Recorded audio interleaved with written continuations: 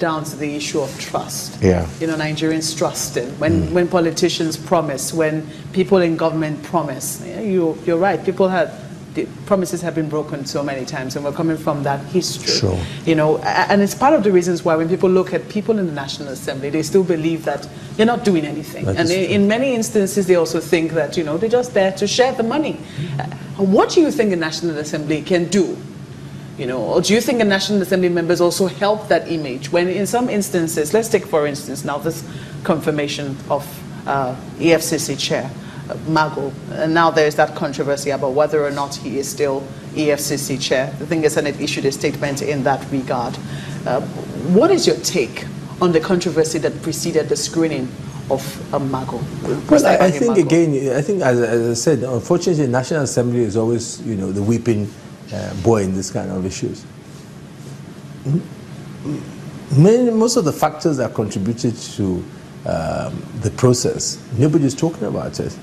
I mean, the National Assembly didn't just wake up and just decide that we don't like the look of Magu and do not confirm Magu.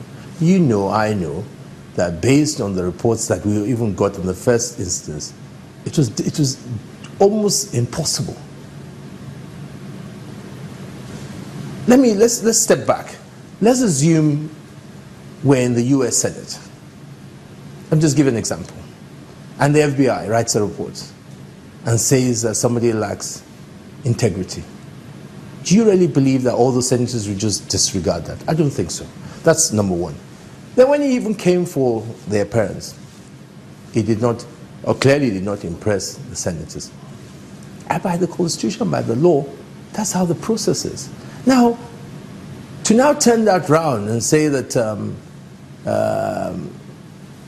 it's personal or the Senate does not want to support the government and some of the things you hear, it's not being fair. I believe that and that's why we were so particular that we should do it on a day that's live. If there were things that we wanted to do, there are days that you pick that you know an interest, do it live. They're all Nigerians. He was already, I mean, there was that executive committee session that the Senate went into. No, not at the time we screened him, no. That was the controversy because let me tell you how I remember it. Okay. Because there was that executive committee session the Senate went into at that point, at some point, and then it was said that Mr. Ibrahim Magu had been rejected by the Senate. There was that controversy which brewed, which Senator Ali Ndume clarified at that point, and I think there was also some controversy as to who should be speaking, whether we should go with the words of the Senate spokesperson or we should go with the words of the Senate leader. And then shortly after, there was the screening by the Senate. But even then, some of your colleagues... Do you want me to clarify? By all means. Remember the first time Magu came before us? We went into an executive session. First time, not the last one.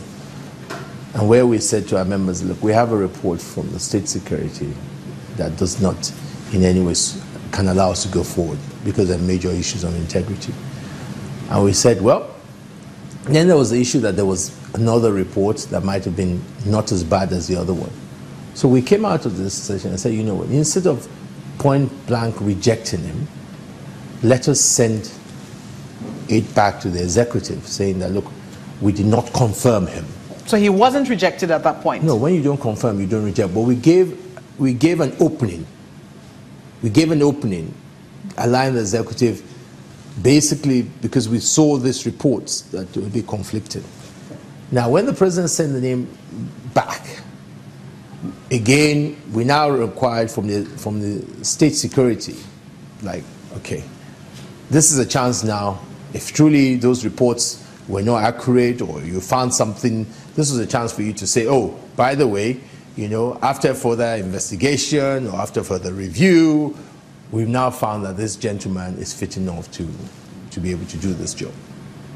Then I wrote back and said, nope, we stand by our first report that says the guy lacks integrity. So for that screening, we didn't have any executive session. We came into chamber on a Wednesday and we screened Magu.